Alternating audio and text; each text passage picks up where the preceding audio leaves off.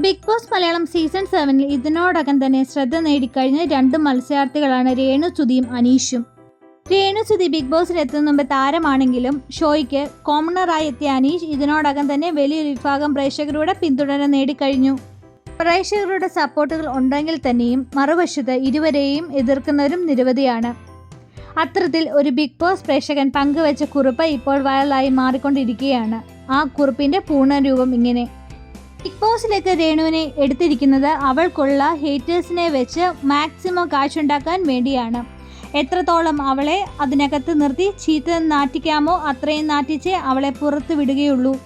കൊടുക്കുന്ന കാശ് മുതലാക്കണമല്ലോ. പിന്നെ വേറൊരു കാര്യം, അവളായിട്ട് അതിനകത്ത് ഒന്നും ചെയ്യുന്നതുമില്ല കേട്ടോ. ബാത്റൂം ഏരിയയിലെ ഏതെങ്കിലും സോഫയിൽ പോയി കിടത്താം, അല്ലെങ്കിൽ ലിവിങ് ഏരിയയിൽ എവിടെയെങ്കിലും എന്തെങ്കിലും സോഫയിൽ സുഖനിദ്ര. ഇടയ്ക്കിടയ്ക്ക് അനുമോൾ ആരോടെങ്കിലും അടി കൂടുമ്പോൾ അവർക്കൊരു സപ്പോർട്ട് കൊടുക്കൽ.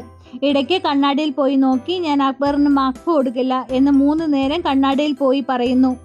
അതുകൂടാതെ അതിൽ കൂടി ആരെ ഒന്ന് നടന്നു പോയാലും ഞാൻ അക്ബറിന് മാപ്പ് കൊടുക്കില്ല എന്ന് മാത്രം പറഞ്ഞുകൊണ്ട് ഇരിക്കൽ. അവരുടെ ഒരേ ഒരു കമൻറ്റിൻ്റെ ക്യാമറയുടെ മുൻപിൽ പോയി എനിക്ക് അക്ബറിനോട് ക്ഷമിക്കുവാൻ പറ്റില്ല, അത് കണ്ട് ഞാൻ മടുത്തു. പുറത്ത് തന്തയ്ക്കും തലയ്ക്കും വിളി കേട്ടപ്പോൾ യാതൊരു കുഴപ്പവും ഇല്ലായിരുന്നു ഇവർക്ക്.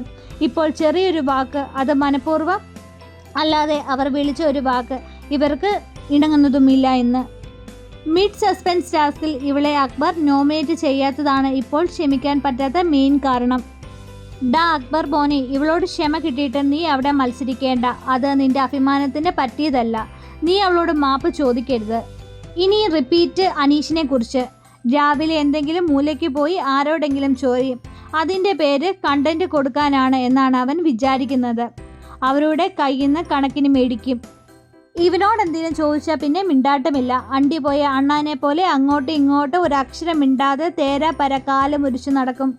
തരം കിട്ടുമ്പോൾ എല്ലാം ഇവൻ അഭിനയിക്കാൻ കഴിവുള്ള ആർട്ടിസ്റ്റുകളെ ഇടിച്ചു താഴ്ത്തി തരം താഴ്ത്തി സംസാരിക്കും. എന്തൊക്കെയോ അവരെ കാണുമ്പോൾ ഇവനൊരു ജിന്ന് ഉള്ളതുപോലെയാണ്. നാടകക്കാരെ ഇവൻ ഇപ്പോൾ വെറുതെ വിടുന്നില്ല. ശരത്ത് നാടകത്തിൽ നിന്ന് വന്നതാണെന്ന് മനസ്സിലാക്കി ഇവൻ നിന്റെ നാടകം നിർത്തൂ. നാടകക്കാരെ പോലെ എന്തൊക്കെയോ പറഞ്ഞ് മുഴുവൻ നാടകക്കാരെയും കൂടെ അപമാനിക്കരുത്. ഇവനെല്ലാം തികഞ്ഞ ഒരു സർവകലാശാലയാണ് എന്നാണ് വിചാരം. ചൊറിയാനല്ലാതെ മറ്റൊരു കഴിവും ഇവനില്ല. തിരിച്ചു ചോദിക്കുമ്പോൾ മറുപടി പറയുവാനും സാധിക്കുന്നില്ല. ഒരു കാര്യം തന്നെ വീണ്ടും വീണ്ടും പറഞ്ഞുകൊണ്ടേ ഇരിക്കുവാനല്ലാതെ മറ്റൊന്നും ഇവനറിയില്ല. ഒരു കാര്യം തന്നെ ഇവൻ വീണ്ടും വീണ്ടും പറഞ്ഞുകൊണ്ടിരിക്കുന്നത് എന്തുകൊണ്ടാണെന്ന് അറിയാമോ? പിന്നീട് പറയുവാനുള്ള വാക്കുകൾ ഇല്ലാത്തത് കൊണ്ടാണെന്ന് പ്രേക്ഷകർ പറയുന്നു.